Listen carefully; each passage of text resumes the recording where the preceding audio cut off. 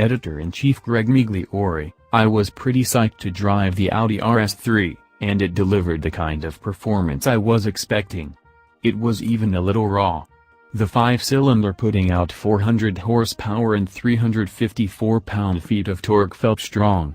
It's a lot of juice in such a small sedan. It sounded good. Buzzy and angry. Even a little uncouth. I liked it in the TTRS we had last week, and it enlivens the RS3 with serious energy. The acceleration is strong, offers a lot of punch on the low end and remains capable through redline. It's compulsive to nail the throttle. Done up in bright sky blue, or aero blue crystal effect, as Audi calls it, this RS3 stands out more visually than I expected. It's noticeable in the parking lot, with titanium finish blade-style wheels, a big grille and prominent fascia up front, and the optional sport exhausting back, which looks good and sounds even better. Inside, the black cabin is brightened by RS carbon inlays and Audi's virtual cockpit. It's simple, austere and sporty. I had a good time blasting around in the RS3 sedan. It lived up to expectations. I only wish the hatch was sold in the United States. Associate Editor recounts, I want this engine in everything.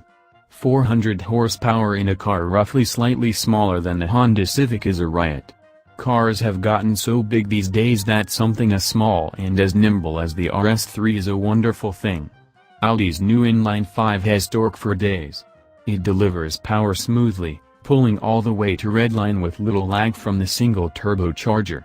With all-wheel drive and a slick 7-speed dual-clutch transmission, the car will hit 60 miles per hour in fewer than 4 seconds.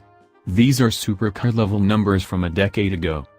Yes, it's expensive, but so is everything in this competitive set. A BMW M2 or Mercedes AMG CLA 45 with similar options costs roughly the same. I'd take the Audi over the AMG any day, though it's far more complicated when it comes to the BMW. I think the Audi looks and sounds slightly better, but I like the balance of the M2. Plus, you can get it with a stick shift. Still, it's nice to have options, even if they're pricey ones. Senior Editor, Green, John Belts Snyder, the Audi RS3 didn't blow me away, but it did get me thinking. A couple things turned me off, but for almost every drawback, there was something to make up for it. The engine note from that 5-cylinder motor sounds a little sour to me. I didn't get the chance to drive the TTRS we had last week to compare. But the exhaust note does turn the heads in traffic. The car feels a little nose-heavy, but it still offers a ton of grip in the corners.